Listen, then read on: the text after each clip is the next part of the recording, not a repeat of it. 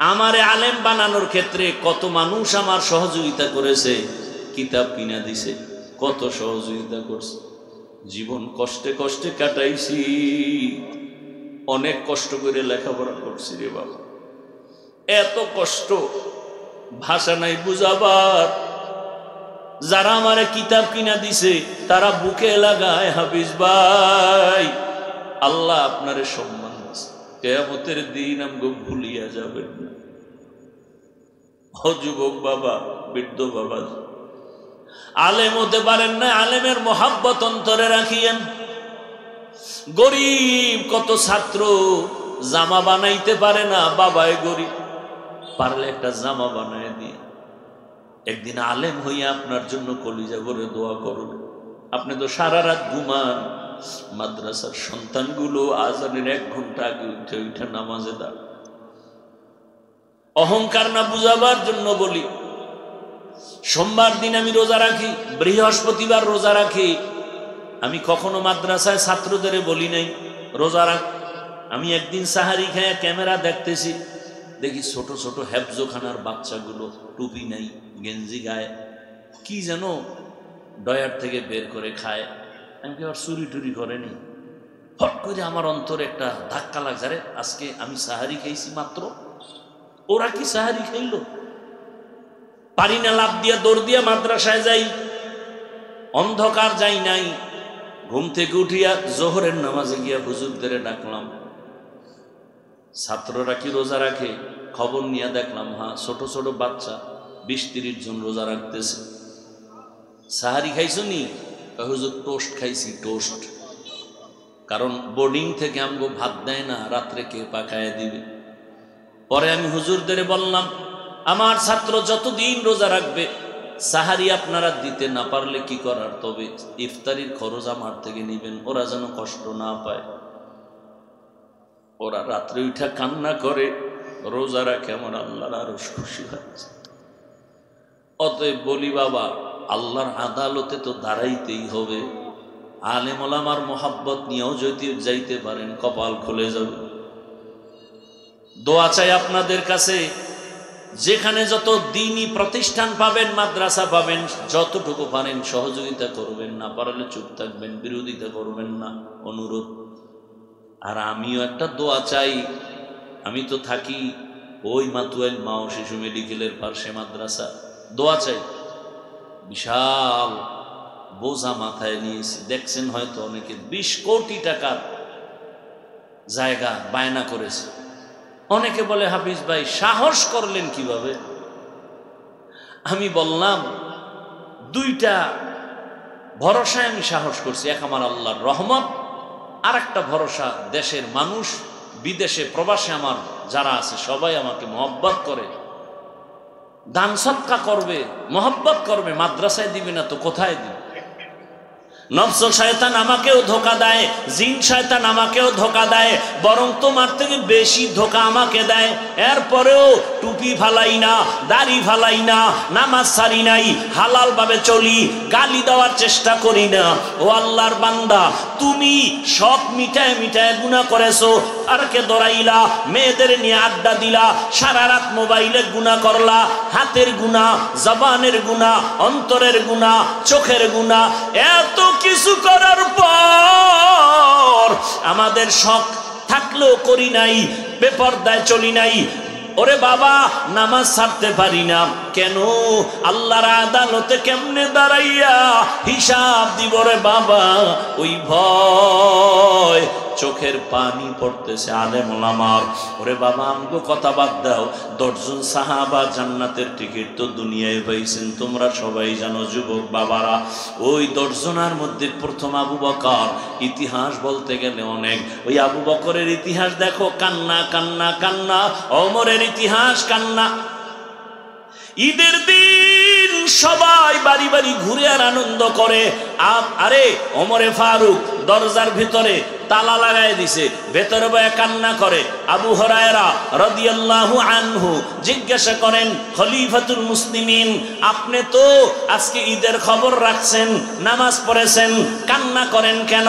আজকে তো খুশির দিন। আরে ওমর ডাক দিয়ে কয়, আবু হুরায়রা, আনন্দ তো ওই ব্যক্তি করবে যার মধ্যে কোনো পেরেশানি নাই। আবু হুরায়রা বলেন, আপনার পেরেশানি কিসের? বলে, রমাজান চলে গেল, রোজা রাখছি, কবুল হইল কিনা পেরেশানি, নামাজ পড়েছি, তারাবি পড়লাম, কবুল হলো কিনা চিন্তায় অস্থির, জাহান্নামের আগুন থেকে নিজেরে ক্ষমা করাইতে পারলাম কিনা আমি পেরেশান। আবু হুরায়রা কয়, জান্নাতি 10 জন সাহাবাদের মধ্যে আপনি তো দ্বিতীয়, আপনার মর্যাদা অনেক বেশি। ওমর ডাক দিয়ে কয়, আবু হুরায়রা, যেই আল্লাহ জান্নাতের টিকিট দিয়েছেন, ওই আল্লাহ যদি বেজার হয়ে যায়, টিকিটটা ক্যান্সেল হয়ে গেলে আমার কি উপায় হবে? হাসরের ময়দানে রহমতের নবীর বয়ান, যদি নবীরাও কান্না করে, আমগো উপায় কি হবে? ইমাম সাহেবের আলহামদুলিল্লাহ ভুল শুই না, চায়ের দোকানওয়ালা রাখা সর্বনাশ। ইমাম সাহেব ভুল করে বসেছে, তো আর এক তারসে রাখা লোকমা দে শুই না, চায়ের কাপ থুইয়া জানালা দিয়া বাহির থেকে কয়, ইমাম সাহেব ঠিক করেন, ভুল হয়েছে। এটা লোকমা না বেদবি? হ্যাঁ, মনে রাখবে, এটা লোকমা। এইভাবে লোকমা দেওয়া জায়েজ নাই, আর এই লোকমা ইমাম যদি নেয় নামাজ ভেঙে যাবে। অতএব আপনি আলেম না, আপনি আলেমের ভুল ধরা মানে এটা বেয়াদবি। বলবেন, তাহলে আলেমরা যা মনে চায় তাই করবে কেন? আমার আল্লাহ নাই? ছাইরা দেন আল্লাহর উপরে। সীমা লঙ্ঘন করলে খালি তাকায় তাকায় দেখবেন মরার আগেই বিপদ শুরু, বিচার শুরু। এত টেনশন করেন কেন? আল্লাহকে আপনি দুর্বল মনে করেন না? আল্লাহকে দুর্বল মনে করেন, তা তো টেনশন কেন? নিজের হাতে বিচার নিলে হবে হালকা, আসমান থেকে বিচারের ফয়সালা হবে কঠিন। যেই বিচার র্যাব, আর্মি, পুলিশ, বিডিআর কেউ ফিরাতে পারে না। কিসের বডিগার্ড, কিসের সিকিউরিটি? আসমান থেকে ফয়সালা আসছে, করোনার মতো শুরু হয়ে গেছে বিচার, জমিনওয়ালারা ফিরাতে পারে না। চোখের সামনে দেখতেছেন আরো কিছু, বুঝেন না কেন? বুঝেন না কেন? আসমানের বিচার বড় কঠিন, ছেড়ে দেন আল্লাহর উপর। আপনি শুধু শুধু একজন আলেমের বিরুদ্ধে বলে কেন গুনাহগার হন? বলে নিজের কৃত গুনার জবাব কি দিবেন আল্লাহর কাছে? এবার যদি আবার আলেমের বদনাম বলে গুনাহগার হন, তাহলে তো উপায় নাই আপনার। রাগ করতেছেন? এই কথাগুলো বলতেছি কি আপনাদের সাথে আমার দুশ্মনী? এই জন্য আমি আপনাকে আল্লাহমুখী করতে চাই, মানুষের সুনাম আপনি থাকেন, অর্জন করেন, সেটা চাই। কারণ আলেমের বদনাম আপনি একা করতে পারেন, কিন্তু এলাকার 100 মানুষের মধ্যে 99 জন আপনাকে খারাপ চোখে দেখবে। তো দরকার কি? আল্লাহ তো দেখবে পরের কথা, আপনার আশেপাশের মানুষগুলোই আপনাকে ভালো জানবে। এই মিয়া, তুমি আউযুবিল্লাহ পড়ানো, তুমি হুজুর গো পিছে লাগছো কেন?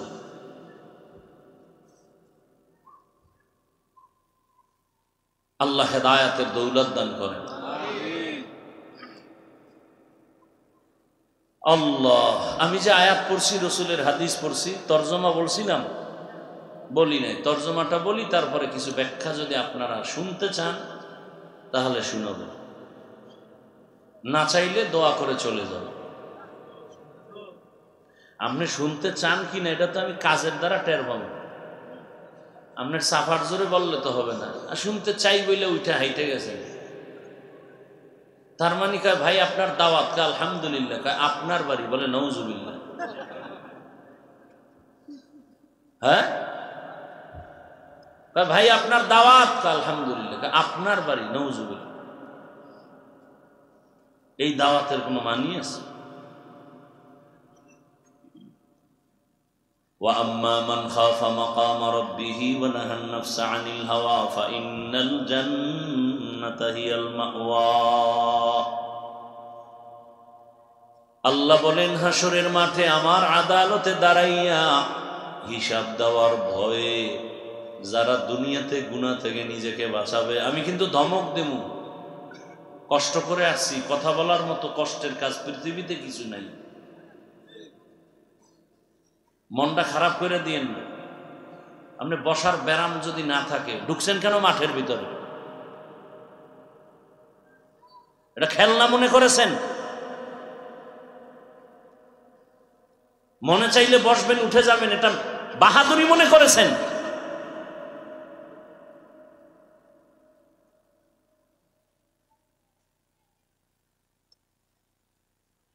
ওই আল্লাহর বহু বান্দারা ওই আমেরিকার পাশে, এদিকে ভারতের পাশে বোধ সব ওদিকে আছে, দিব্যি আরামে, আমার চেয়েও আরামে বয়ে বয়ান শুনতেছে। কি ওহেন বই বিড়ি টানলে আমি দেখবো, দুই একটা টান টান দিয়ে ওই পিছিয়ে ভালাই দেব, আমার কোনো ডিস্টার্ব হবে না। কিন্তু এই জায়গাটা কিন্তু খুব আলাদা, কঠিন। এই জায়গাটা আলাদা। টোটাল প্যান্ডেলটা ফেরেশতারা ঘেরাও করে ফেলেছে। আরশে আজিম থেকে ডাইরেক্ট অনবরত এখানে রহমত অবতীর্ণ হচ্ছে। সব জায়গায় চালাকি চলে না, খবরদার। আমি বেয়াদবি করে জীবনে চেয়ারে বসি নেই, আমার এলেম নাই, কিচ্ছু নাই, কিন্তু সবার দোয়া নিয়ে চলছি, এখনো চলি। অতএব অনুরোধ, কষ্ট দিয়েন না, কষ্ট করে কথা বলি, দিল থেকে মোহাব্বত নিয়ে কথা বলি, আপনার পায়ে ধরার মন নিয়ে কথা বলি, কত আবেগ নিয়ে, চূড়ান্ত ভালোবাসা নিয়ে কথা বলি। আপনার অন্তর এত নষ্ট কেন? নিজেরও ক্ষতি করেন, অন্যেরও ক্ষতি করেন। আসছেন কেন দুনিয়ায়? আজীবন খালি অন্যের ক্ষতিই করে যাবেন। কার অভিশাপ লাগাইছেন কপালে? কারণ 3 জায়গার অভিশাপের কোনো একটা অভিশাপ কারো কপালে লাগলে মরার আগে ওর জীবন ধ্বংস। পিতামাতার অভিশাপ, শিক্ষকের অভিশাপ, ওলামায়ে কেরামের অভিশাপ। 3 জায়গার অভিশাপ কোনো একটা লাগলেই ও মরার আগে ধ্বংস, রসুলের হাদিস। এই আবার এখানে কথা,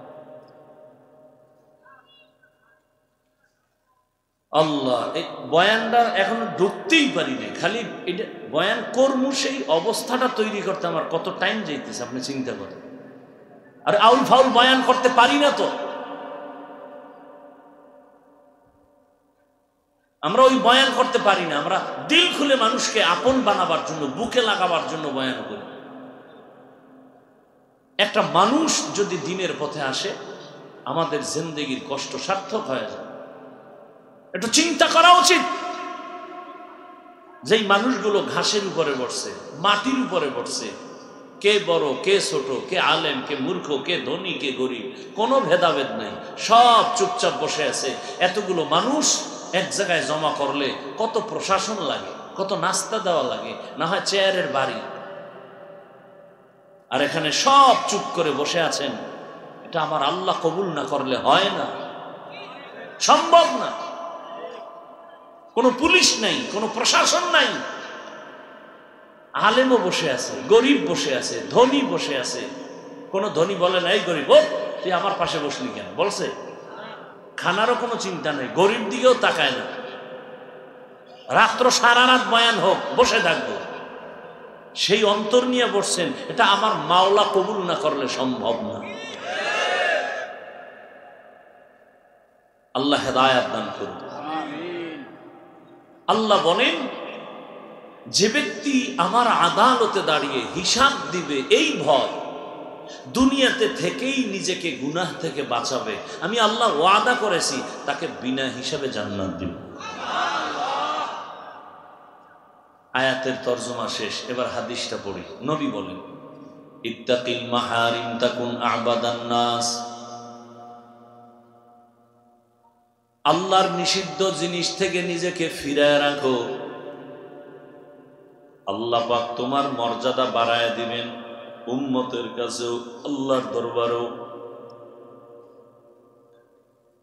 মানুষের মর্যাদা বেড়ে যাবে। সারা দুনিয়ার ভেতরে আল্লাহ যা কিছু সৃষ্টি করেছেন, এগুলোকে এক বচনে বলে মাখলুক, বহু বচনে বলে মখলুকাত। সব মখলুকতের স্রষ্টা একজন, তিনি হলেন খালেক, তার নাম আল্লাহ। এই সব মখলুকতের মধ্যে একমাত্র শ্রেষ্ঠ হলো মাটির সৃষ্টি মানুষ। আল্লাহ তাআলা মানুষের মর্যাদা বাড়ায় দিবেন। মানুষের মধ্যে আবার মর্যাদা কেমনে বলে, সব মানুষ অন্যান্য মাখলুকতের মধ্যে যেমন শ্রেষ্ঠ, আবার এদের মধ্যে যারা ঈমানওয়ালা তারা আরো শ্রেষ্ঠ। ঈমানওয়ালাদের ভেতরে যারা আমলওয়ালা তারা আরো শ্রেষ্ঠ, আবার ঈমান আমলওয়ালাদের মধ্যে যারা তাকওয়াওয়ালা তারা আরো শ্রেষ্ঠ। তাকওয়াওয়ালাদের মধ্যে চূড়ান্ত আল্লাহর একেবারে নিকটে যারা তারা হলেন আম্বিয়া কেরাম, নবী রাসূলগণ। আর সব নবী রাসূলের মধ্যে শ্রেষ্ঠ রাহমাতুল লিল আলামিন। আর সমস্ত নবীদের উম্মতের মধ্যে আমাদের রহমতের নবীর উম্মত আমরা বড় দামি, বড় শ্রেষ্ঠ।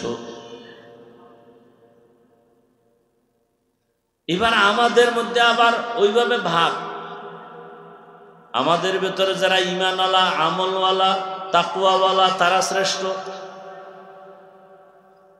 আল্লাহ কয় আরো যদি গুনাহ থেকে বাঁচো, বিনয়ী হইয়া চলো, আরো সম্মান বাড়াবো। কয় তা কেমনে? ঈমান আছে সম্মান বাড়লো বেঈমানের উপরে, আমল আছে বেআমলের উপরে সম্মান বাড়লো, তাকওয়া আছে তাকওয়া বিহীনদের উপরে আমার মর্যাদা বাড়লো। কয় এইবার মর্যাদা অন্য লাইনে বাড়বে। কয় কেমনে? এখন তোমাকে ভালোবাসে 5টা লোক, এখন আপনারে ভালোবাসে কতজন এটা তো গণনা করা যায় মোবাইল দিয়ে, না? আপনার ফলোয়ার আছে কতজন? কয় এতজন আমার বন্ধু। আল্লাহ কয় তুই যদি গুনাহ ছাড়ো, নিজেরে বিনয়ী করে চলো, এখন তোরে 500 লোকে ভালোবাসে, 1000 লোক ভালোবাসবে। এক পর্যায়ে যত নিচু হয়ে চলবা, পুরা দেশের মুমিনরা ভালোবাসবে। আরো বিনয় হয়ে চলবা, দেখবা এক পর্যায়ে শুধু মুমিন না, বিধর্মীরাও তোমাকে মোহাব্বত করা শুরু করবে। আরো বিনয় হয়ে চলবা, এক পর্যায়ে দেখবা তোমারে শুধু মানুষ ভালোবাসে তাই না, জঙ্গলের প্রাণীরা পর্যন্ত তোমারে ভালোবাসা শুরু করবে। বলে তার প্রমাণ কি? বলে তুমি যখন প্রাণীকে কোনো আদেশ দিবা, দাঁড়ায় থাকবে। এই রকম নজির আমাদের জমিনে অভাব নাই। খাকো বাদ আবো আতিশ বান্দা বামানে তু মুর্দা বাহাক জিন্দা। গরু আপনার কথা শুনবে, নদীর মাছ আপনার কথা শুনবে, উড়ন্ত পাখি আপনার কথা শুনবে, যদি আপনি আল্লাহর কথা শুনেন। কারণ আপনি তো আল্লাহর কাছে শ্রেষ্ঠ ব্যক্তি, আপনি তো জাতি হিসাবে শ্রেষ্ঠ। আপনার কথা দুনিয়ার সব শুনবে যদি আপনি আল্লাহর কথা শুনেন। ওয়া আম্মা মান খাফা মাকামা রাব্বিহি ওয়া নাহান নাফসা আনিল হাওয়া ফাইন্নাল জান্নাতা হিয়াল মাওয়া।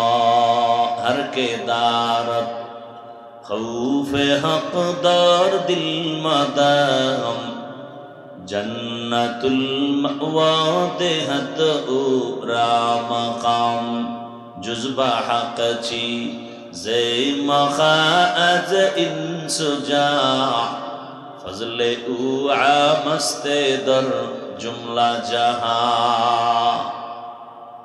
আল্লাহর আদালতে যেতে হবে, দাঁড়াতে হবে, হিসাব দিতে হবে। এই পিচ্ছি, তুই আবার ডিস্টার্ব শুরু করলি কেন? তোর এটা ব্যবসা করার জায়গা?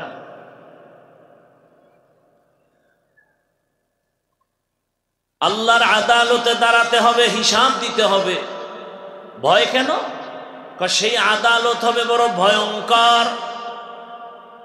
দুনিয়ার আদালতে যদি মামলা হয়, মামলা হওয়ার পরে সত্য মিথ্যা যাচাই পরে হবে, আগে জেলখানায় ঢুকাইয়া লাও। 15 বছর পর্যন্ত জেলে ছিল, এখন বিচারক কয় কোনো দোষ নাই। 15 বছর কেন মিথ্যা মামলায় জড়িত করা হলো? কোন দিন এই জমিনে একটা আইন হবে, যারা মিথ্যা মামলা করবে ওদের 6 বছরের জেল হবে, টের পাইলেই।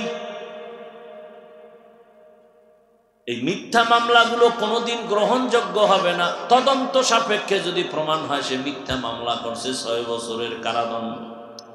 তাহলে এই জমিনে কোনো নিরপরাধীর বিরুদ্ধে মামলা করতে পারবে না সুবিধাভোগীরা। আল্লাহ হেদায়াত দান করুন। মিথ্যা মামলা যারা করে আল্লাহ ওদেরকে হেদায়াত দেন, না হয় খুব তাড়াতাড়ি ওদেরকে ধ্বংস করে দেন।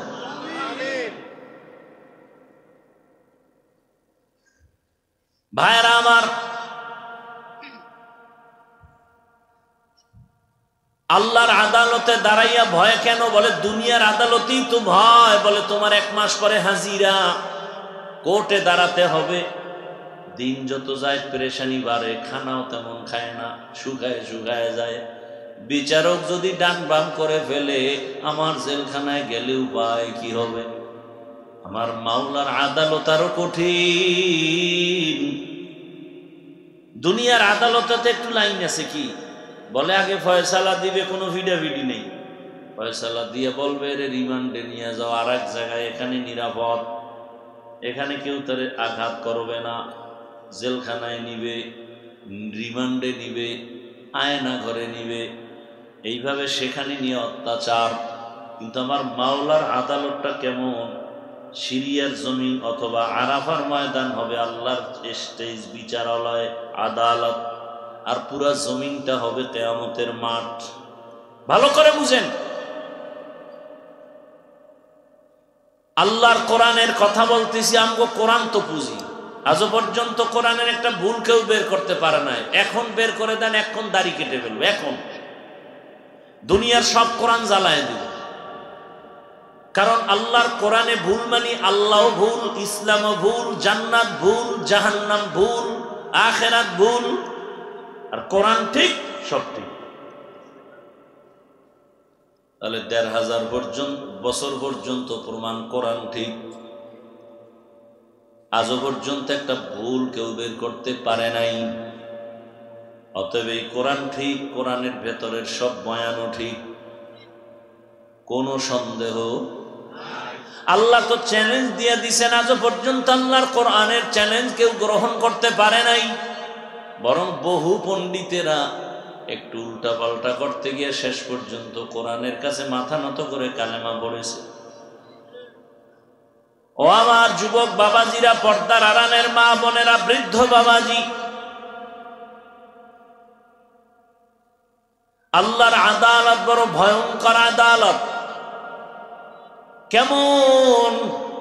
বলে আল্লাহ আদালতে বসার পর সূর্যটাকে বলবে নিচে নেমে আয়, তোর যত মুখ উপরে ছিল নিচে কর, যত তাপ ছেড়ে দে।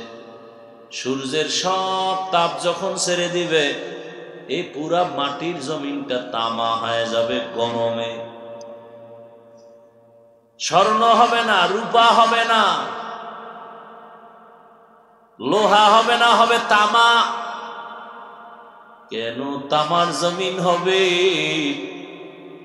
তামার পাতের মধ্যে, ধাতুর মধ্যে একটা গুণ আছে যেটা লোহার মধ্যে নাই, স্বর্ণের মধ্যে নাই, রূপার মধ্যে নাই। তামার ধাতু যেমন লোহার বিশাল একটা বড় অংশ, এক মাথা যদি গরম করে অন্য মাথা গরম হবে না। স্বর্ণেরটাও এমন, রূপারটাও এমন। কিন্তু তামা এক অংশ গরম হলে পুরো অংশটাই গরম হয়ে যাবে। ইনসাফের আদালত হবে হাসরের মাঠ। সূর্যের গরম নাফরমানদের মাথার মগজগুলো ভাতের মারের মতো ফুটতে থাকবে। নারী আর পুরুষ সব এইভাবে একসাথে মিলেমিশে উলঙ্গ সব দাঁড়াবে। আবার অন্য দিক থেকে জাহান্নামের আওয়াজ। নবীজি বলেন জাহান্নাম এত ভয়ঙ্কর আওয়াজ দিবে আর বলবে আল্লাহ বেনামাজি গুলো কই, আমাকে তাড়াতাড়ি দাও, আমার পেটে ক্ষুধা, তাড়াতাড়ি বেনামাজি গুনাহগার গুলো দাও। আল্লাহ বলবেন ফেরেশতা ৭০,০০০ শিকল লাগায় জাহান্নামের গলায় বেঁধে পিছনে টান। ৭০,০০০ শিকল লাগাবে, এক এক শিকলের গোড়ায় ৭০,০০০ ফেরেশতা। পেছনে টেনে ধরে রাখতে পারবে না, বরং জাহান্নামের আওয়াজে হাসরের পুরা মাঠ, এই পুরা জমিনটা থরথর করে কাঁপা শুরু হবে। নারীরাও উলঙ্গ, পুরুষও উলঙ্গ। এদিকে আল্লাহ কয়, আমিও কঠিন এক রাগান্বিত ভাষণ দিব। লিমানিল মুলকুল ইয়াউম লিল্লাহিল ওয়াহিদিল কাহ্হার। আল্লাহ পাক আওয়াজটা দেওয়া মাত্র হাসরের মাঠ আরো কাঁপা শুরু হয়ে যাবে। আল্লাহর এই আওয়াজ শুনে এমন অবস্থা হবে হাসরের মাঠে, মানুষগুলো বেহুশ অবস্থায় পায়ের উপরে দাঁড়ায় থাকবে 50,000 বছর বেহুশ। নবীদের কান্না শুরু হয়ে যাবে। মুসা নবী কাঁদবেন, আমার উপায় কি? ঈসা নবী কান্না করবেন, আমার উপায় কি হবে? সূর্যের গরম, জাহান্নামের আওয়াজ, আল্লাহর মেজাজও গরম, দাঁড়ানো যায় না, জমিন তামা। আদম নবী কাঁদবেন, আমার উপায় কি? নূহ নবী কাঁদবেন, ইব্রাহিম নবী কান্না করবেন, আমার উপায় কি? এমন এক হালাত হবে। আল্লাহ কয়, ওই দিন আমার দরবারে দাঁড়ানোর ভয় অন্তরে জমা কর, এরপরে জমিনে গুনাহ থেকে নিজেরে বাঁচাও। আমি আল্লাহ ওয়াদা করলাম বিনা হিসাবে জান্নাত দিয়ে দিব। আতিনা ফি দারে দুনিয়া না হাসান, আতিনা ফি দারে উকবানা হাসান, ইয়া গিয়াসাল মুস্তাগীসিন ইহদিনা লিফতিখারা বিল উলুমি ওয়াল গিনা। হর গরিদে নেক তু তৈয়ার হে, जो न मांगे उससे तू बेजार है। বাদশা হারুন রশিদের নাম শুনছেন আপনারা?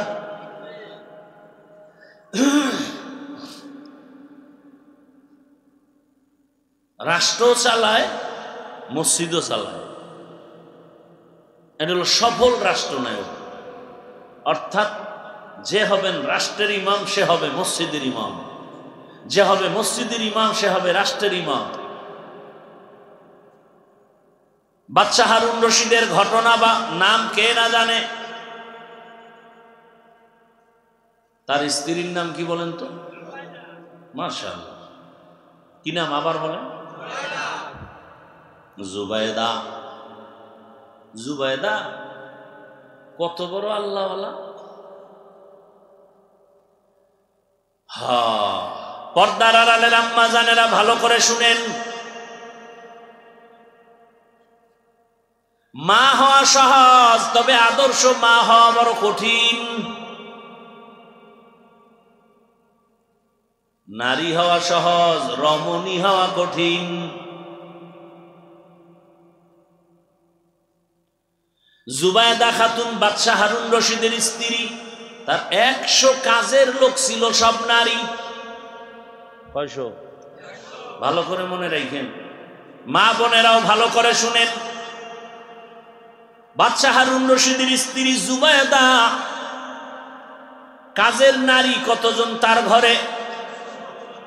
সিংহাসন, রাজ পরিবার, 100 নারী ছিল, সব কোরআনে হাফেজা। আরো আস্তে করে বলেন।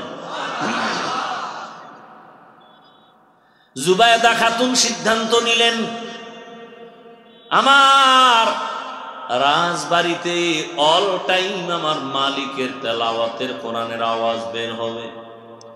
1 সেকেন্ড যেন তেলাওয়াত ছাড়া আমার ঘর খালি না যায়। কেমনে? মহিলাদের ভাগ করে দিলেন, তুমি আধা ঘন্টা তেলাওয়াত করবা, তারপরে কাজে যাও। উনি শেষ করলে তুমি তেলাওয়াত করো, কেউ শেষ করবে আর একজন। এইভাবে সাজায় দিছেন। জুবাইদার বাড়ি এখন 24 ঘন্টা কোরআনের আওয়াজ। ই কালামে জিন্দা কোরআনে হাকিম, হিকমতে উলা ইয়াজালাসতু কাদিম। এখন তো মুসলমানের ঘরে কোরআন নাই, আবার অনেক মুসলমানের ঘরে কোরআন আছে, একদিনও খুইলা দেখলো না ভেতরে কি আছে। চিন্তা করছেন? আমরা মুসলমান। আরে ভাই, কোরআন তেলাওয়াত পারেন না, মোবাইলও তো চালাইলে গুনাহ হবে কি? ফজরের নামাজের পরে মক্কা মদিনার ইমামদের তেলাওয়াত চালু করে দেন, সাউন্ড বাড়ায় দেন। ওই ঘরের মধ্যে, ওই বাড়ির মধ্যে কোনো দূষিত কিছু থাকবে না, সব দূর হয়ে যাবে। আমার আল্লাহর কোরআন এমন এক কিতাব, যেটা দেখলে সওয়াব, পড়লে সওয়াব, আওয়াজটা শুনলেও চুম্বুকের মতো টানে। কি আল্লাহর কোরআনের তেলাওয়াত এমন এক রাকাত নামাজ নাই যেখানে আলহামদু সূরা নাই। আজও পর্যন্ত কেউ কি বলেছে বারবার এক সূরা কেন পাল্টাও, আলহামদু বাদ দাও? বলছে? বরং যার আওয়াজ যত সুন্দর তার তেলাওয়াতের মজা তত বেশি।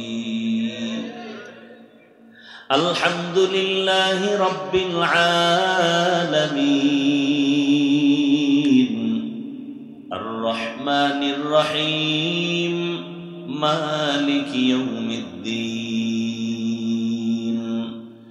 ইয়্যাকা না'বুদু ওয়া ইয়্যাকা নাস্তাঈন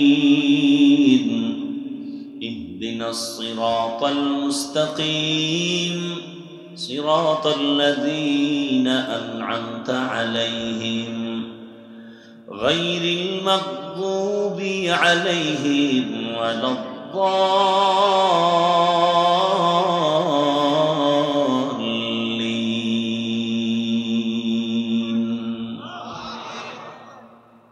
ইয়াসিন ওয়াল কুরআনিল হাকীম ইন্নাকা লামিনাল মুরসালিন আলা সিরাতিন মুস্তাকিম তানজিলাল আজিজির রহিম লিতুনযিরা কওমান মা উনযিরা আবাউহুম ফাহুম গাফিলুন লাকাদ হাক্কাল কওলু আলা আকসারিহিম ফাহুম লা ইউমিনুন ইন্না জাআলনা ফি আ'নাকিহিম আগলালা ফাহিয়া ইলাল আযকানি ফাহুম মুকমাহুন وجعلنا من بين أيديهم سدا ومن خلفهم سدا فأغشيناهم فهم لا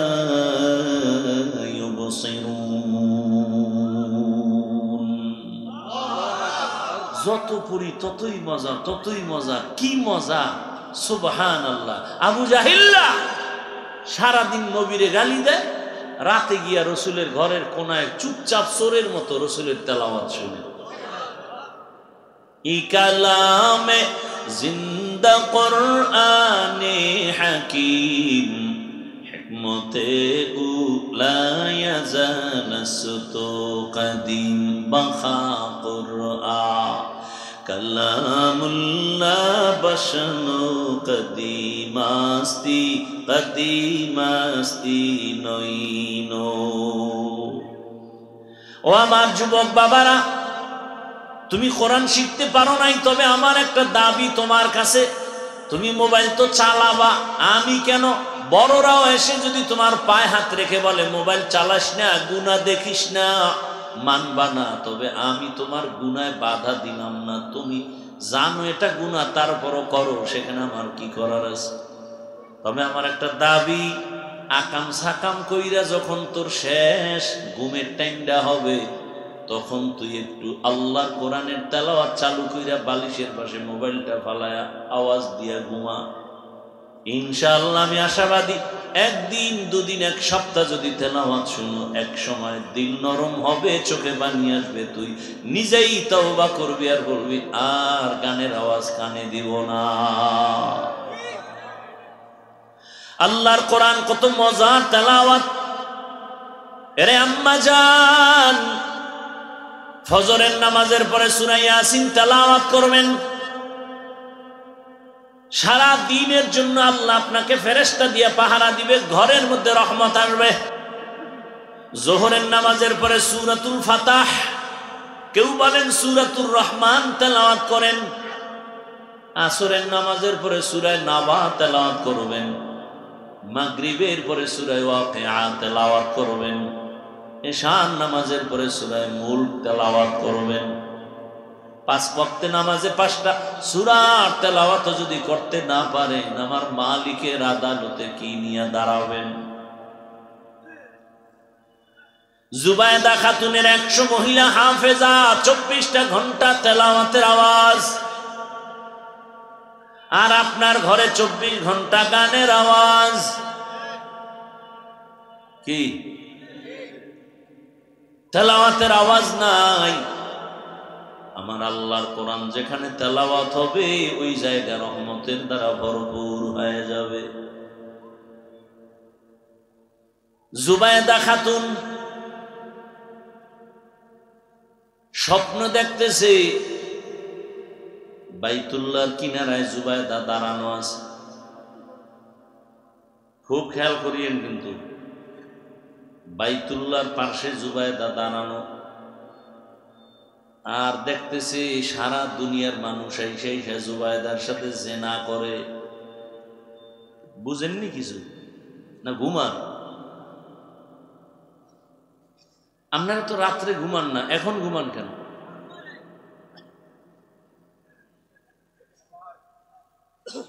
বাইতুল্লাহর কাছে জুবায়দা দাঁড়ানো, স্বপ্ন দেখে সারা দেশ থেকে মানুষ আসে। আর কি করে তার সাথে? স্বপ্ন কত কঠিন, ব্যাখ্যা কি? জমানার স্বপ্নের তদবির করনেওয়ালা, তাবির করনেওয়ালা, ব্যাখ্যা করনেওয়ালা যে কেউ স্বপ্নের ব্যাখ্যা করতে পারে না। এ কারণে স্বপ্নের কথা সবার কাছে বলাও যায় না, নিষেধ। যারা ব্যাখ্যা করতে জানে এমন ব্যক্তিদের কাছে স্বপ্ন বলা উচিত। আর আপনি স্বপ্নই দেখেন না, বিড়ি টানতে টানতে ঘুমাইলে কি কচু দেখবেন?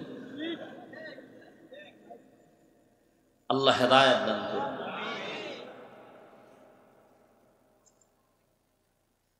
ওই জামানার একজন স্বপ্নের ব্যাখ্যাকারী ইবনে সিরিন রাহমাতুল্লাহ আলাইহি কাজের লোকেরে পাঠায় দিছে, যাও আল্লামা সিরিনের কাছে যাও, স্বপ্নের ব্যাখ্যা নিয়ে আসো। তবে কে দেখছে নাম বলবা না, জনৈক। খাদেম গিয়া বলে, বুজুর্গ আল্লামা ইবনে সিরিনকে বলেন স্বপ্নের ব্যাখ্যা দেন। হযরত কি স্বপ্ন? বাইতুল্লাহর পাশে দাঁড়ানো এক নারী, আর সারা দেশের মানুষ এসে তার সাথে জিনা করে।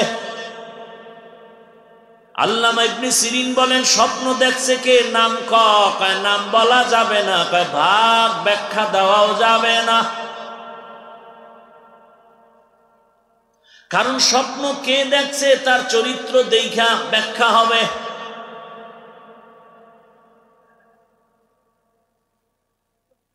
ফিরেছে জুবায়দার কাছে আসার পরে নাম নাই, ব্যাখ্যাও নেই, কি করার, এক পেছেই ফিরে গেল। যা গিয়ে বল, নিজের কাছেও তো একটু কেমন কেমন লাগে, জিনা দেখছে, জিনা। বলে গোপনে গিয়া নামটা বলে দাও। বলে দেওয়ার মাত্র আল্লামা ইবনে সিরিন বলে জুবায়দার কপাল খুলছে। জুবায়দার মতো ভাগ্যবতী নারী এ জমিনে এখন আর নাই। জুবায়দার কপাল খুলে গেছে। কি কপাল? বলে জুবায়দার নিজের যে অর্থ আল্লাহ দিছেন, ওই টাকা দিয়া বাইতুল্লাহর পাশে এমন খেদমত হবে, সারা দুনিয়াবাসী আইসা জুবায়দার খেদমতের অংশগ্রহণ করবে। দেখছেননি স্বপ্ন কি আর ব্যাখ্যা কি? জিন্দেগি মে বন্দগি তু করনা হে, जिंदगी में बंदगी तू करना है, जिंदगी बे बंदगी शर्मिंदा है, जिंदगी बे बंदगी शर्मिंदा है। दुनिया में हो दुनिया का तलबगार न हो, बाजार से गुजर हो खरीदार न हो। ये दुनिया एक मिसले कागज फूल है, ये दुनिया एक मिसले कागज फूल है। जिंदगी में बंदगी तू करना है, जिंदगी बे बंदगी शर्मिंदा है, जिंदगी बे बंदगी शर्मिंदा है। जिंदगी में बंदगी कुन बंदगी, बंदगी बे जिंदगी शर्मिंदगी। খারাপ লাগে আপনাদের? ঘুমে ধরছে? আরে আমি আকাম কইরা কাটাইলাম কত রাই, আজকে একটু নেক কাম আমল কইরা কাটান না, নিয়ত করা যায় না? আল্লাহ কবুল করেন। এত ভেরাম লইয়া বাইচে আছেন কেমনে? শয়তানও তো বইয়া নেই, আগুন লাগছে শয়তানের অন্তরে। শয়তান কিন্তু আমার একটা না, 3 দল জিন শয়তান প্যান্ডেলের বাইরে দাঁড়ায় আছে, গেলেই ধরবে। মানুষ শয়তান আপনার ডানে বামে আছে, ফাঁকে ফাঁকে একটা ইনজেকশন দিয়ে খায়। আর কত দেখছুনি টাইম কত, মাথা গরম। আর এক শয়তান বডির ভিতরে আছে, নফস শয়তান, ওইটাকে পাগল হয়ে গেলি। এত টাইম নি মানুষ বিড়ি ছাড়া থাকে, ওর দিয়ে একটা টান মার। আল্লাহ হেদায়েত দান করে। আবার কারো মোবাইলে তো টাইম দেওয়া 12টার পরে আবার আলাপ শুরু হবে, মিস কলের জবাব। আজকের টাইম বছরে একবার আসে এই সুযোগ, কারণ সবার মেয়েরা দোকানে বাটে ঘুরে, ছেলেরাও ঘুরে। আজকে একটু জেলাফি খাবে, মিষ্টি খাবে আর মজা করবে। এখানে বেহেশতের বাগান আর ওখানে চলে জাহান্নামের বাজার। ওখানে এখানে সে লাভ বেশি দুনিয়ার লাইনে। ওখানে মেয়ে ছেলেও দেখতে পারে, মোবাইল আরে খানাও খাইতে পারে, বয়ানও শুনতে পারে। 3 জিনিস এখানে আসবে কেন? কষ্ট হবে না আর একটু সামনে যাই? এই ঘটনা বইলেই মোনাজাত হবে, বাকি শেষ করতে পারবো কিনা জানি না, তবে উঠা বসা করলে মোনাজাত দিয়ে দেবো জায়গা। তাহলে উঠবেন না ইনশাআল্লাহ? আর একটা নিয়ত করেন, কাউকে উঠতেও দিবেন না। কেউ উঠতে চাইলে আস্তে যেন টের পাওয়া না যায়, 2-3 জনের দইরা জাগাত শোয়ে ফেলাইবেন, আমি যেন টের না পাই। জাগাত শুয়ে থাক, ঘুমা। ভাইরা আমার, কি কন? আরে ভাই আমি কইছি এরা করবো, আমনে তো আর আগুন। ভাইরা আমার, বাচ্চা হারুন রশিদ কত বড় বুজুর্গ এবং রাষ্ট্র চালায়। একদিন তার ওজির আজমরে নিয়ে রাস্তা দিয়া যায়। মূল ঘটনা এখনো সামনে, আমার আয়াতের উপরে কিন্তু ঘটনা। আল্লাহর আযাবের ভয় যারা গুনাহ ছাড়বে তারা বিনা হিসাবে জান্নাতি, এই টার্গেটে আমি ঘটনা টানতেছি। হারুন রশিদ রাস্তা দিয়ে চলতেছেন, ঠাডা ভাঙ্গা রোদের তাপ। হঠাৎ তাকায় দেখে রাস্তার পাশে এক বৃদ্ধা বুড়া মানুষ ফলের গাছ লাগায়। বাদশা হারুন রশিদ গায়, বুড়া তুমি কি করো? কয় ফলের গাছ রোপণ করি।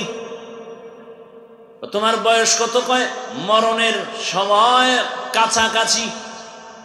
কথা তুমি যে এত কষ্ট করো এই রোদের তাপের মধ্যে গাছের ফল খাইতে পারবানি? জীবনেও না। তো কষ্ট করো কেন? বুড়ায় কয়, রে বাদশাহ, জানেন না আমার পূর্ববর্তী বাপদাদারা গাছ লাগাইছে, আমরা খাইছি, আমরা লাগায় যাব, আমাদের পরবর্তী প্রজন্ম সন্তানেরা ফল খাবে। বুড়ার জবাবটা কেমন হইল? বাদশাহ হারুন রশিদ খুশি হইয়া 1000 দিনার পুরস্কার দিয়ে দিল।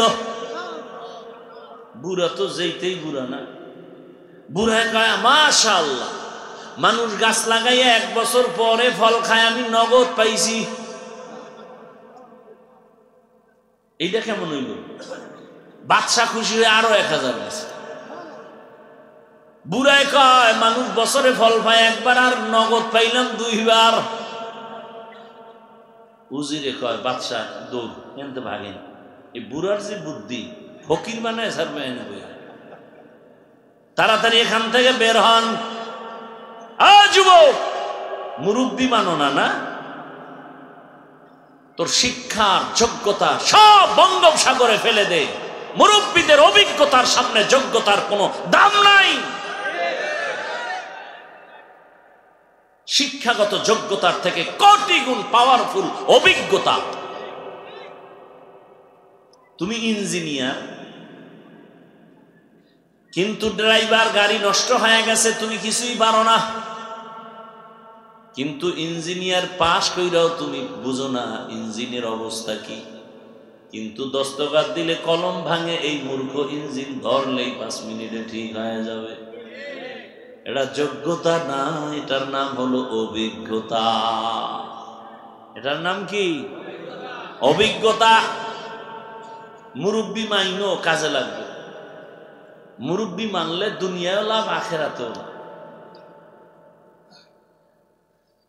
বাদশাহ হারুন রশিদ একদিন সব এলাকার বড় বড় ওই রাজ দরবারের আলেমদের দাওয়াত দিলেন। দুপুর বেলার খানার আয়োজন। নামি দামি উলামায়ে কেরামদের ডাক দিলেন, রাজ সিংহাসনে খানার আয়োজন করলেন। রাজপ্রাসাদে সব বড় বড় আলেম ওলামা চলে আসলেন। ওলামায়ে কেরাম আসার পরে ডাঁডে খাওন দিয়া দিলেন, পেট ভরে খাওন। রাজার খানা, এমন খানা যা আর জীবনে ভুলা যাবে না। খাওন বাদশাহ খাওয়াইছে, খাওয়া লওয়া শেষ। পেটের ভিতরে এখন হারুন রশিদের খানা ভিতরে আওয়াজ দিতেছে। বাদশাহ কয়, উলামায়ে কেরাম কেমন মেহমানদারি হলো? বলে, আলহামদুলিল্লাহ। খাওয়াইয়া লওয়াইয়া তো এমনি ছেড়ে দিব না, আমার একটা বিষয় আমি জানার জন্য আপনাদের ডাকছি। সব আলেম বলে, বলেন কি আপনার জানার বিষয়? এই মূল ঘটনায় ঢুকতেছে। আপনার জানার বিষয় কি বলেন? বাদশাহ হারুন রশিদ বললেন, উলামায়ে কেরাম আপনারা আজ আমাকে চিনেন কিনা? বলে, হ্যাঁ আপনাকে চিনি। আমি হারুন রশিদ কে আপনারা জানেননি? বলে, জানি। আমার বিষয় আপনাদের ধারণা আছে কিনা? বলে, আছে। তাহলে আমি বিস্তারিত বলবো না, শুধু আপনারা আজকে আমাকে বলে যাবেন আমি বাদশাহ হারুন রশিদ জান্নাতি নাকি জাহান্নামী। এতটুকু বলে যান, আমি জান্নাতি না জাহান্নামী। একজন একজন একজন করে সব আলেমদের এক আওয়াজ, আপনি জান্নাতি না জাহান্নামী বলার উপায় নাই। এতটুকু বলা যাবে, আপনি ভালো আমল করলে জান্নাতের পথে আছেন, জান্নাতি বলা যাবে না। আপনি যদি খারাপ আমল করেন জাহান্নামের পথে আছেন, জাহান্নামী বলা যাবে না। কথা না, খাওয়াইয়ে লাভ হইল কি?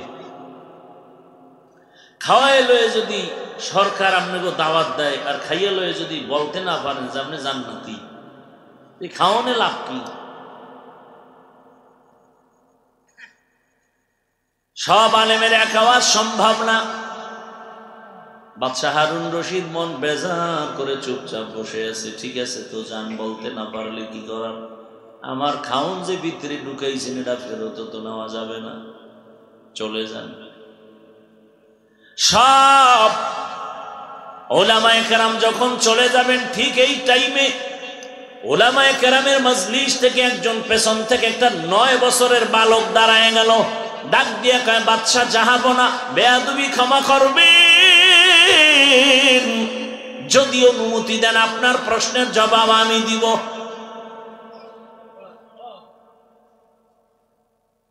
সবাই তাকায় রয়েছে, আরে আমরা বড় বড়রা ফেল করলাম, কে এই 9 বছরের বালক? এ আবার কি জবাব দেয়? সবাই বইছে শুনি, বাচ্চা কি বলে? কাঁচামরিচ ছোট হলেও কিন্তু ছোট না, সাপ ছোট মনে কইরা অবহেলা কইরো না, ছোট সাপের কামড়ের মধ্যেও কিন্তু বিষ আছে, আছে না নাই? বরং বড় সাপ দেখলে ফিটা দেওয়া যায়, ছোট সাপ তো দেখা যায় না, ফট করে পকেটে যদি ঢুকে যায়। ছোট সাপের উপরে আরো ভয়। আরে এলেম আছে তো আল্লাহ পাক বরকত দান করেন, আলেম ওলামা সব যাবে বসে গেল, 9 বছরের বালক বলে আমি জবাব দিব। কয় দাও। না, এত সোজা? রাস্তা করে দেন, আপনার সামনে আমাকে আসার মতো ব্যবস্থা করেন। সামনে এসে হাজির। এই বাদশা হারুন রশিদ তো আমলওয়ালা ব্যক্তি, বুজুর্গ মানুষ, অহংকারী না, মূলত আলেমদের আনছেন পরীক্ষার জন্য।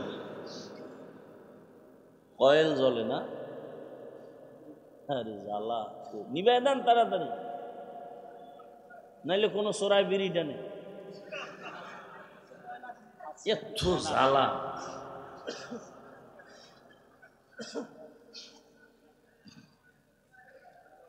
এক মিনিট একটা কয়েলের গন্ধ নাকে আসবে, 1 মিনিটে কণ্ঠ বসে যাবে, এত বড় একটা মারাত্মক। কই গন্ধ আসতেছে, বন্ধ করে নাকি? আল্লাহ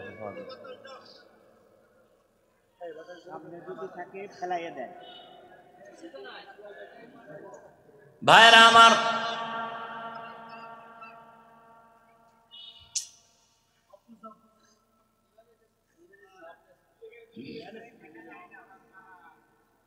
তোকে মশায় ধরছে।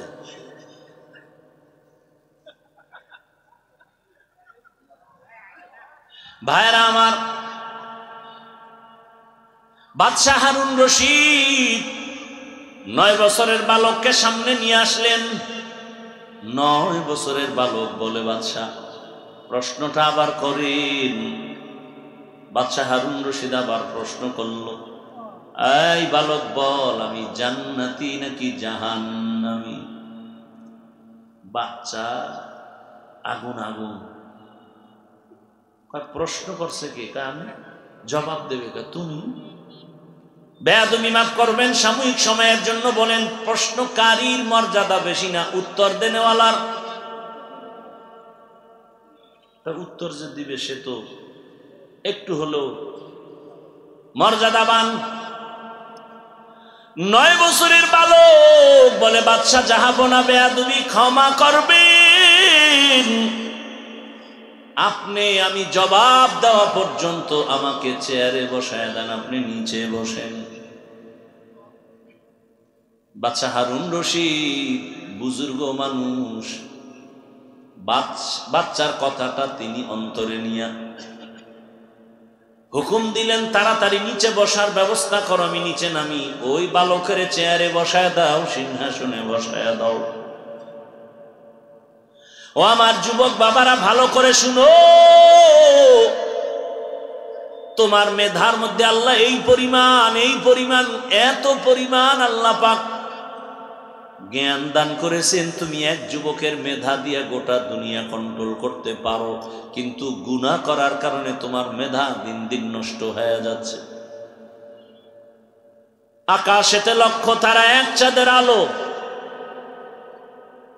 তুমি যুবক, তোমার জ্ঞান কত বেশি, পরিধি কত, তুমি জ্ঞানটাকে খাটাও না।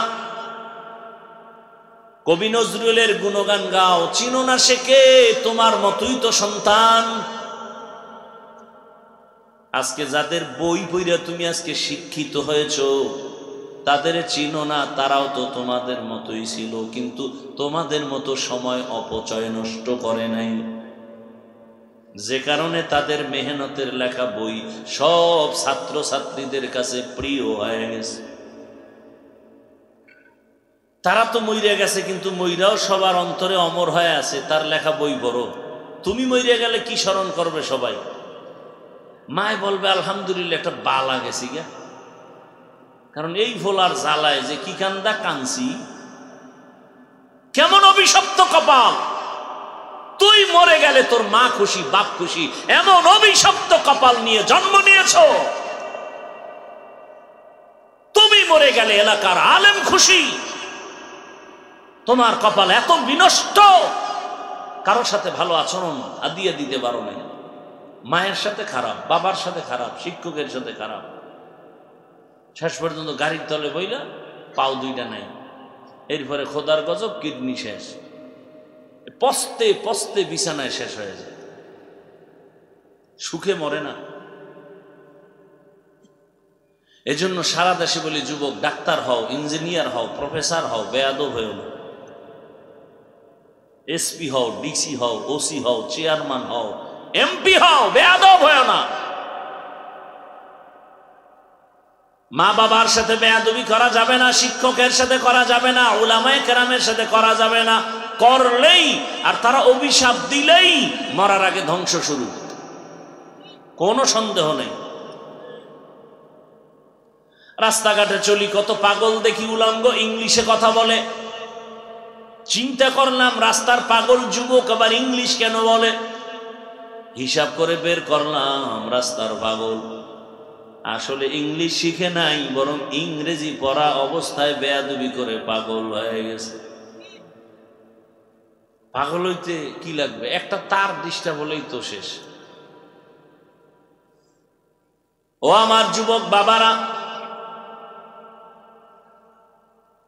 ওই বালক যখন বলল আমাকে সিংহাসনে বসায় নিচে নামেন, বাদশা হারুন রশিদ নিচে বসছে, 9 বছরের বালক চেয়ারে আছে, সিংহাসনে আসে। সিংহাসনে বসিয়াই ডাক দিয়া কয়, বাদশা আমার মাওলার ইলম যাদের কাছে আছে তাদের সম্মান এমনই হয়ে থাকে। কি বুঝাইছে? বুঝছেন? ইলম যার কাছে আছে কোরআন ও হাদিসের, তাদের সম্মান এমনই হয়। 9 বছরের বালক সিংহাসনে, আর পুরা দেশের বাদশা নিচে বসা। এটা বয়সে হয় না, টাকায় হয় না, বাহাদুরিতে হয় না, ক্ষমতার মাস্তানিতে হয় না, আমার মাওলার কোরআন হাদিসের ইলমের দ্বারা হয়। ইলমে রা'ইজাজ কারদান বেহিসাব, খলকে রাদান জওয়াবে বাসওয়াব, হক নাদারাত দুস্তে খলকা জারেরা, নিস্তে ই খাসলাত একে দিনদারেরা। ইলমের সম্মান, ও ভাই বুঝাবার স্বার্থে বলি, অহংকারী না। সবার পেটের মধ্যে ক্ষুধা, কিন্তু বসারও বিছানা ভালো না, গাড়ি ভাড়াও কেউ দেয় নাই, বরং টাকা পয়সা রেখে দিছে, দান সৎকা করেছেন, ক্ষুধার চিন্তাও নাই, চুপচাপ বসে আছেন। নিয়ন্ত্রণের জন্য কোনো পুলিশের প্রয়োজন হয় নাই। আমার থেকে টাকাও পাবেন না, খানাও পাবেন না, নগদ কিছু দেওয়াও হবে না। এরপরেও কেন অধীর আগ্রহে বসে আছেন? আল্লাহর কোরআন ও হাদিসের ইলমের বরকত। এটা বুঝার জিনিস, বুঝানোর জিনিস না। ইলমে রা'ইজাজ কারদান বেহিসাব, খলকে রাদান জওয়াবে বাসওয়াব। 9 বছরের বালক বলে, বাদশা ইলমের সম্মান তো এমনই হয়, টাকায় হয় না, টাকায় হয়, টাকায় হয় না, ইলমের দ্বারা হয়। এজন্যই তো রহমতের নবীর হাতের সাহাবী 7 বছর বয়সে কালেমা পড়েছে হযরতে আলী, রাসূলের কি হয় চাচাতো ভাই, এখন সাহাবী, কিছুদিন পরে হবেন জামাতা। নবী একটা দোয়া করলেন আলীর জন্য, আনা দারুল হিকমা ওয়া আলিয়ুন বাবুহা, আমি মুহাম্মদ ইলম ও হিকমতের ঘর, আর ওই ইলমের ঘরের দরওয়াজা আমার আলী। 7 বছরের রাসূলের হাতে কালেমা, কেউ বলেন 11, কেউ বলেন 9। আলী আল্লাহর রাসূলের দোয়া পাইয়া এত জ্ঞান বাড়ছে, আলী ওযু করতে গেলে চেহারাটা বিবর্ণ হয়ে যাইত। কেউ আলী এমন কেন বলে, মালিকের দরবারে আদালতে দাঁড়াবো, সেই ভয় আমার চেহারার অবস্থা এমন হয়েছে। আল্লাহর ভয়। হযরত আলী একদিন আল্লাহকে বলেন, হে মালিক, সম্মানের চেয়ারে বসতে হলে 2 পুঁজির একটা লাগে, হয়তো সম্পদ মাল লাগে, না হয় ইলম লাগে। ও আল্লাহ, তুমি আমাদের ইলম দিয়েছো, টাকা পয়সা দাও নাই, খুশি হয়ে গেলাম। রাজিনা কিসমাতাল জাব্বার ফিনা লানা ইলমুন ওয়ালিল আ'দাই মালু ফাইন্নাল মালা ইয়াফনি আন কারিবিন ওয়া ইন্নাল ইলমা বাকিন লা ইয়াজালু। হযরত আলী ইলম পেয়ে খুশি, টাকা পেয়ে খুশি না, আরো কত মজার কথা। হযরত আলী বলেন, আমি ইলম পেয়ে খুশি, টাকা পাইয়া খুশি না কেন? কয়, টাকাওয়ালার টাকা আজ আছে কাল থাকবে না, আর ইলমওয়ালার ইলম সিনায় ডুববে, কখনো বিদায় হবে না। টাকাওয়ালার যত টাকা বাড়বে তত দুশমন বাড়বে না বন্ধু? টাকাওয়ালার যত টাকা বাড়ে তত দুশমন বাড়ে। কত বড় দুশমন, ছেলে হইয়া বাবারে জবাই করে। আর ইলমওয়ালার যত ইলম বাড়বে তত মোহাব্বতের বন্ধু বাড়বে। 3 নম্বরে, টাকাওয়ালার যত বয়স বাড়ে সবার ঘৃণা বাড়ে, ইলমওয়ালার যত বয়স বাড়ে সবার ভালোবাসা বাড়ে। বুঝেননি? টাকাওয়ালার বয়স বেড়ে গেছে, অসুস্থ, ছেলে কয় মরে না কা, মেয়ে বলে মরে না কেন, স্ত্রী বলে মরে না কেন, কতবার হসপিটালে দৌড়াবো, ইমামের কয় জালালি খতম লাগাও। আর কোরআন ও হাদিসের ইলমওয়ালা যত বয়স বাড়ে এত সম্মান।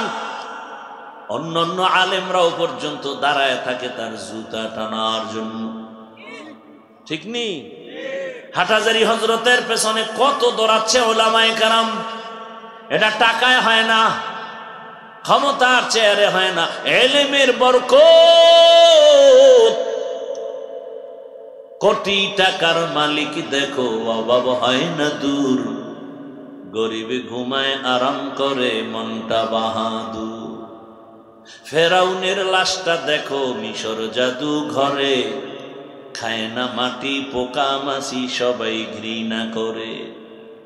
হৃদয় থাকিবে যার নম্রতা সদা, রহমত আসিবে সেথা প্রভুর ওয়াদা। বড়র বড়াই থাকলে দিলে রহমত আসবে না, নিজেকে নিজে ছোট মনে করিও সদা। উঁচু জমিন থেকে পানি নিচু জমিনে যায়, তেমনি খোদার রহমত আসে নম্রতার হৃদয়। ভোগবিলাসের বাড়ি গাড়ি পরে রবে সব, থাকতে সময় স্মরণ করো আল্লাহ আমার রব। কষ্ট হইতেছে না? আর একটু বসবেন। এবার 9 বছরের বালক ডাক দিয়ে কয়, বাদশা বেয়াদবি মাফ করবেন, আর একবার প্রশ্ন করেন। বাদশা বলে, আমি জান্নাতি না জাহান্নামী, জবাব দাও। 9 বছরের বালক বাদশাকে বলে, আমার একটা প্রশ্নের জবাব দেন আগে। আচ্ছা, আপনার জীবনে এমন কি কোনো দিন ঘটনা হয়েছে? এমন কি? বলে, আপনার সামনে সুন্দরী রূপসী ডানা কাটা পরী দাঁড়িয়ে আছে, আপনি একা, আর ওই ডানা কাটা পরী সুন্দরী রমণী, আপনি চাইলেই গুনাহ করতে পারতেন, আদালতে হাজিরার ভয়ে গুনাহ করেননি, এমন কোন দিন হয়েছে? বাদশাহ হারুন রশিদ বলে কত শতবার হয়েছে। সামনে সুন্দরী রমণী দাঁড়ানো, আমি চাইলেই গুনাহ করতে পারতাম, কেউ ছিল না, আমি আল্লাহর ভয়ে গুনাহ করি নাই। ভালো চিৎকার দিয়া বলে, ও বাদশা বেয়াদবি মাফ করবেন, আমি ঘোষণা দিচ্ছি আপনি বিনা হিসাবে জান্নাতি। 9 বছরের বালক কয় জান্নাতি, চান্দি গরম হয়ে গেছে। শত শত আলেম ওলামা, এই তুই যে কথা বললি বাদশা জান্নাতি কইল, তুই তো বিনা হিসাবে দলিল দাও। 9 বছরের বালক বলে কোনো টেনশন করবেন না, আল্লাহর কোরআন দলিল, কোরআনের আয়াত দলিল। ওয়া আম্মা মান খাফা মাকামা রাব্বিহি ওয়া নাহান নাফসা আনিল হাওয়া ফাইন্নাল জান্নাতা হিয়াল মাওয়া। আল্লাহ ওয়াদা করেছেন দুনিয়াতে গুনার সুযোগ আছে, আল্লাহর আদালতে দাঁড়াইয়া হিসাব দেওয়ার ভয়ে যারা গুনাহ থেকে নিজেকে বাঁচায় রাখবেন, আল্লাহ ওয়াদা করেছেন আমি তাকে বিনা হিসাবে জান্নাত দিব। হর কে দারাত খৌফে হকদার দিল মদহম জান্নাতুল মাওয়া দেহাত উরামাকাম। ও আমার এলাকার মা বোনেরা, ও যুবক বাবারা, ও বৃদ্ধ বাবাজি, পায়ে হাত রেখে বলি, কোনো স্বার্থ নাই। এতক্ষণ চিল্লায় বয়ান করলাম, একবারও বলি নাই আমার মতো টুপি লাগাও, দাড়িওয়ালা হও, তসবি লাগাও, পাগড়ি লাগাও, স্কুলে তালা দিয়া মাদ্রাসায় যাও, বলছি? তাবলিগে না গেলে জাহান্নামে যাবা, একবারও বলি নাই। পীরের কাছে না গেলে জাহান্নামে যেতে হবে, একবারও বলি নাই। ও যুবক, জীবনে শখ লাগাইয়া মনের মতো গুনাহ করেছো, মনে চাইছে দাড়ি রাখবা না, রাখো নাই। মনের শখ লাগছে পার্কে পার্কে দৌড়াবা, দৌড়াইছো। মনে শখ আসছে সারা রাত মোবাইলে গুনাহ করবা, করেছো। মনে শখ জাগছে তুমি এখন মেয়েদের নিয়ে আড্ডা দিবা, নাচ গান করবা, করেছো। ওই শখ আমাদের অন্তরেও কিন্তু আছে। নফস শয়তান আমাকেও ধোঁকা দেয়, জিন শয়তান আমাকেও ধোঁকা দেয়, বরং তোমার থেকে বেশি ধোঁকা আমাকে দেয়। এরপরেও টুপি ফালাই না, দাড়ি ফালাই না, নামাজ ছাড়ি নাই, হালাল ভাবে চলি, গালি দেওয়ার চেষ্টা করি না। ও আল্লাহর বান্দা, তুমি সব মিটায় মিটায় গুনাহ করেছো, আর কে দৌড়াইলা, মেয়েদের নিয়ে আড্ডা দিলা, সারা রাত মোবাইলে গুনাহ করলা, হাতের গুনাহ, জবানের গুনাহ, অন্তরের গুনাহ, চোখের গুনাহ। এত কিছু করার পর আমাদের শখ থাকলেও করি নাই, বেপরদায় চলি নাই। ওরে বাবা, নামাজ ছাড়তে পারি না কেন? আল্লাহর আদালতে কেমনে দাঁড়াইয়া হিসাব দিব রে বাবা, ওই ভয় চোখের পানি পড়তেছে আলেম ওলামার। ওরে বাবা, আমগো কথা বাদ দাও, 10 জন সাহাবা জান্নাতের টিকিট তো দুনিয়ায় পাইছেন, তোমরা সবাই জানো যুবক বাবারা। ওই 10 জনের মধ্যে প্রথম আবু বকর। ইতিহাস বলতে গেলে অনেক, ওই আবু বকরের ইতিহাস দেখো, কান্না কান্না কান্না। ওমরের ইতিহাস কান্না। ঈদের দিন সবাই বাড়ি বাড়ি ঘুরে আর আনন্দ করে। আরে ওমরে ফারুক দরজার ভিতরে তালা লাগাই দিছে, ভেতরে বয়ে কান্না করে। আবু হুরায়রা রাদিয়াল্লাহু আনহু জিজ্ঞাসা করেন, খলিফাতুল মুসলিমিন, আপনি তো আজকে ঈদের খবর রাখছেন, নামাজ পড়েছেন, কান্না করেন কেন?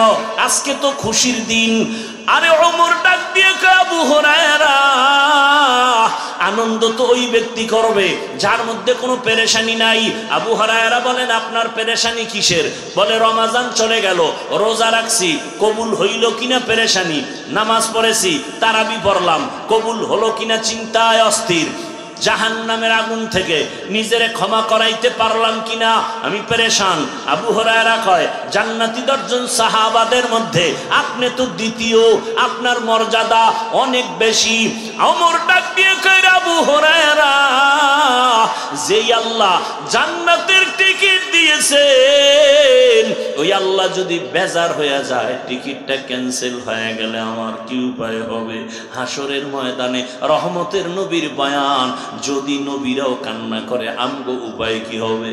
ও এলাকার মা বোনেরা, ও বৃদ্ধ বাবাজিরা, ও যুবক বাবারা, সাহাবায়ে কেরামের অবস্থা যদি এমন হয়, আপনার অবস্থা কেমন একটু চিন্তা করেন। কয়দিন আর যৌবনের বাহাদুরি করবেন? চোখের সামনে লাশ আর লাশ আর লাশ, পানির নিচে যুবকের লাশ, ঘুমের বিছানায় যুবকের লাশ, গাড়ির নিচে যুবকের লাশ। ও যুবক, স্কুলে পড়ো বাধা নাই, কলেজে পড়ো বাধা নাই, চাকরি করো বাধা নাই, ডাক্তার হও, ইঞ্জিনিয়ার হও, এমপি হও, এসপি হও, বেয়াদব হইও না। তার মানে মা বাবার সাথে বেয়াদবি করে বরদোয়া নিও না, শিক্ষকের সাথে বেয়াদবি করে বরদোয়া নিও না, ওলামায়ে কেরামের দোয়া নিয়া সামনে আগাও। একটু নজর করো, ভালো করিয়া দেখো তো, তোমার মতো যুবক জীবনে মাদ্রাসায় পড়ে নাই, আলিফ বাতা জানে না, স্কুলে পড়ে, কলেজে পড়ে, সত্য কথা স্বীকার করো, কলেজে পড়িয়াও 5 ওয়াক্ত নামাজ পড়ে নাই। তোর কপালে তোর জুতা দিয়া বাড়ি মার, তুই পারস না। কার বরদোয়া লাগাইছো কপালে? আমি কি হুজুরের কথা বলছি? তোমাকে দিয়া তোমাকে বুঝাচ্ছি। তোমার লাইনের যুবকটা স্কুলে পড়ে, নামাজ পড়ে, তুমি পারো না কেন? আল্লাহ মানুষকে বিবেক দিছে, হিসাব করো। তোমার মতো যুবক তাকায় দেখো রে, আবার মি পুলিশ বিডিআরের চাকরি করে 5 ওয়াক্ত নামাজ পড়ে, বলো তুমি পারো না কেন? তোমার মতো যুবক রাস্তায় গাড়ি চালায়, ড্রাইভারি করে, নামাজ পড়ে, তুমি কেন পারো না? কৃষি কাজ করে, নামাজ পড়ে, তুমি কেন পারো না? নদীর মধ্যে মাছ ধরে, নামাজ পড়ে, যুবক তুমি পারো না কেন? ডাক্তার, প্রফেসর, ইঞ্জিনিয়ার, 5 ওয়াক্ত নামাজি অভাব নাই, তুমি কেন পারো না? ব্যবসা করে, চাকরি করে, নামাজ পড়ে, তুমি পারো না কেন? মনে করছো কি হুজুরদের কথা মিথ্যা? কোরআন মিথ্যা না রে বাবা, না। সামনে শীত আসতেছে, শীতের মধ্যে ফজরের সময় ওযু বানাইয়া নামাজ পড়তে কি কষ্ট, তারপরও তো নামাজ ছাড়ি না রে বাবা। বেয়াদবি ক্ষমা চাই, রাগ করিও না। ও আম্মা জানের, মাইকের আওয়াজ শুনতেছেন, মনে কি চায় না একটা আদর্শ সন্তানের মা হয়ে কবরে যাবে? আপনারা তো নবীদের মায়ের মতোই দামি, আপনারা তো সাহাবায়ে কেরামদের মায়ের মতোই মা, আলেমদের মায়ের মতো মা। ও আম্মা জান, আপনারা তো খাদিজাতুল কুবরা রাদিয়াল্লাহু আনহার মতোই নারী, আকৃতিতে আম্মা জান আয়েশা রাদিয়াল্লাহু আনহার মতো নারী, ফাতেমা রাদিয়াল্লাহু আনহার মতো নারী। জানেননি এই জমিনে আল্লাহর এক বড় দুশমন ছিল ফেরাউন, তার স্ত্রীর নাম কি? এত বড় বেঈমানের ঘরে থেকে আসিয়া কেমন দামি হয়েছে জানেননি? নবীজি বলেন জান্নাতের ভেতরে আসিয়ার সাথে আমি মুহাম্মদের সাথে বিবাহ হবে। ও পর্দার আড়ালের মা বোনেরা, ও মা, আপনার স্বামী তো ফেরাউনের মতো খারাপ না। আপনি নামাজ পড়লে স্বামী খুশি, আপনি পর্দায় থাকলে স্বামী খুশি হয়, আপনি মোবাইল না চালাইলে স্বামী খুশি হয়। ও আম্মা জান, ওই ফেরাউনের ঘরে থাকিয়া আসিয়ার মতো বান্দি আল্লাহর মোহাব্বত নিয়ে যদি কবরে যেতে পারে, আপনি কেন পারবেন না? একটা ভালো সন্তানের মা হইয়া এরপরে কবরে যান। সন্তানকে ডাক্তার বানাবেন, বেয়াদব বানাবেন না। ইঞ্জিনিয়ার বানাবেন, বেয়াদব বানাবেন না। প্রফেসর বানাবেন, বেয়াদব বানাবেন না। আপনার সন্তানের ব্যবহারে কোনোদিন মা বাবা যেন কষ্ট না পায়, আলেম কষ্ট না পায়, শিক্ষকেরা কষ্ট না পায়, মুরব্বীরা কষ্ট না পায়, এমন একটা আদর্শবান ডাক্তার যদি রেখে যান, ডাক্তার হইয়া তেলাওয়াত করবে, মা বাবার জন্য দোয়া করবে, রুগীও দেখবে, নামাজও পড়বে, এমন ডাক্তার নাই? অনুরোধ করে বলছি, এখনো সময় আছে, তওবা করেন। ও মা বোনেরা, ও আমার যুবক বাবারা, আল্লাহর কাছে দিল খুলে তওবা করো। মনে মনে গোপনে আল্লাহকে বলো, হে আল্লাহ, তুমি দয়া করে এই মাঠে নিয়ে আসো। বয়ানের শুরুতেই শুনছো ওই আবু জাহালের কপালের কথা, ওমরের কপালের কথা। মনেরে বুঝাইয়া শুধু একটা কথা আমার আল্লাহকে বলো, হে আল্লাহ, মনের জাল মিটায় তো দাড়ি কম কাটি নাই, নামাজ কম সারি নাই, বেপরদায় কম চলি নাই। আজকে তৈরি হয়ে গেলাম, কোন দিন মরণ হবে জানা নাই।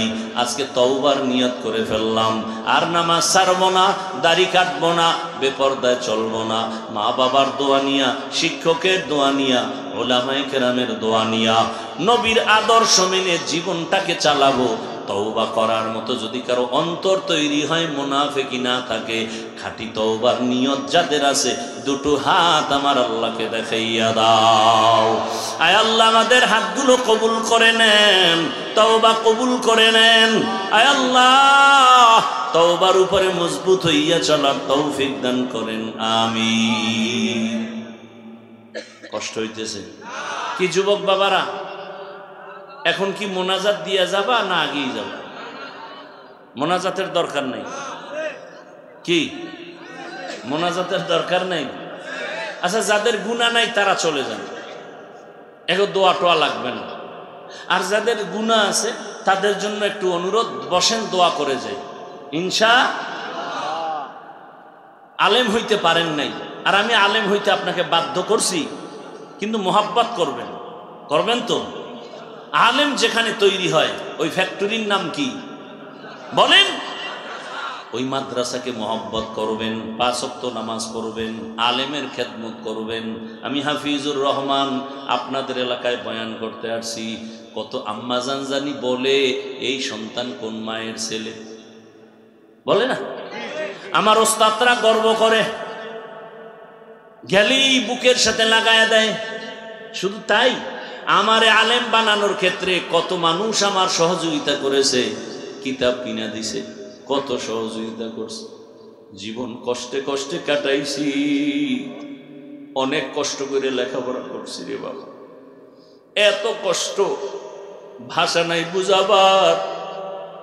যারা আমারে কিতাব কিনা দিছে তারা বুকে লাগায়, হাফিজ ভাই আল্লাহ আপনারে সম্মান দিছে, কিয়ামতের দিন আমগো ভুলিয়া যাবেন না। ও যুবক বাবা, বৃদ্ধ বাবা, আলেম হতে পারেন না, আলেমের মোহাব্বত অন্তরে রাখিয়েন।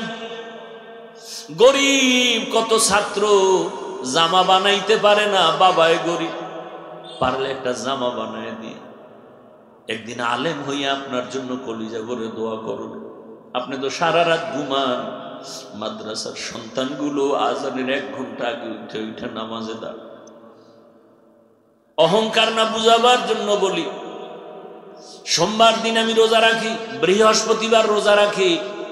আমি কখনো মাদ্রাসায় ছাত্রদের বলি নাই রোজা রাখ। আমি একদিন সাহারি খায়া ক্যামেরা দেখতেছি, দেখি ছোট ছোট হেফজোখানার বাচ্চাগুলো টুপি নাই, গেঞ্জি গায়ে, কি যেন ডয়ার থেকে বের করে খায়। আমি কি আর চুরি টুরি করেনি? হট করে আমার অন্তরে একটা ধাক্কা লাগছে, আরে আজকে আমি সাহারি খাইছি মাত্র, ওরা কি সাহারি খাইল? পারি না, লাভ দিয়া দৌড় দিয়া মাদ্রাসায় যাই, অন্ধকার যাই নাই। ঘুম থেকে উঠিয়া জোহরের নামাজে গিয়া হুজুরদের ডাকলাম, ছাত্ররা কি রোজা রাখে? খবর নিয়ে দেখলাম, হ্যাঁ, ছোট ছোট বাচ্চা 20-30 জন রোজা রাখতেছে। সাহারি খাইছো নি? হুজুর টোস্ট খাইছি, টোস্ট। কারণ বোর্ডিং থেকে আমগো ভাত দেয় না, রাত্রে কে পাকায় দিবে। পরে আমি হুজুরদের বললাম, আমার ছাত্র যতদিন রোজা রাখবে, সাহারি আপনারা দিতে না পারলে কি করার, তবে ইফতারির খরচ আমার থেকে নিবেন, ওরা যেন কষ্ট না পায়। ওরা রাত্রে উঠা কান্না করে, রোজা রাখে, আমার আল্লাহর আরো খুশি হচ্ছে। অতএব বলি বাবা, আল্লাহর আদালতে তো দাঁড়াইতেই হবে। আলেম ওলামার মোহাব্বত নিয়েও যদি যাইতে পারেন, কপাল খুলে যাবে। দোয়া চাই আপনাদের কাছে, যেখানে যত দ্বীনি প্রতিষ্ঠান পাবেন, মাদ্রাসা পাবেন, যতটুকু পারেন সহযোগিতা করবেন, না পারলে চুপ থাকবেন, বিরোধিতা করবেন না, অনুরোধ। আর আমিও একটা দোয়া চাই, আমি তো থাকি ওই মাতুয়াইল মাও শিশু মেডিকেলের পাশে মাদ্রাসা। দোয়া চাই, বিশাল বোঝা মাথায় নিয়েছি, দেখছেন হয়তো অনেকে 20 কোটি টাকার জায়গা বায়না করেছে। অনেকে বলে, হাফিজ ভাই সাহস করলেন কিভাবে? আমি বললাম, 2টা ভরসায় আমি সাহস করছি। এক আমার আল্লাহর রহমত, আর একটা ভরসা, দেশের মানুষ বিদেশে প্রবাসে আমার যারা আছে সবাই আমাকে মহব্বত করে, দান সৎকা করবে, মহব্বত করবে, মাদ্রাসায় দিবে না তো কোথায় দিবে? আলহামদুলিল্লাহ 20 টাকাও বিকাশে দিছে। আপনাদের কাছে অনুরোধ, দোয়া তো করবেনই। এত বিশাল বোঝা মাদ্রাসার মোনাজাতের পরে একটা লিফলেট, এখানে ডিটেলস, বিকাশ নাম্বার, অ্যাকাউন্ট নাম্বার দেওয়া আছে। জমিনের দাম হিসাবে 1 স্কোয়ার ফিট জমির মূল্য 5100 টাকা। নগদ দিয়ে যদি কার্ড নেন আমার হাত থেকে, এখান থেকে নিতে পারবেন। একান্ত পারেন না, অন্তত 1500 টাকা দিয়ে হলো একটা কুপন আছে আলাদা, এখান থেকে নিতে পারবেন মোনাজাতের পরে। যারা আমাকে মহব্বত করেন দিনের জন্য, আল্লাহর জন্য,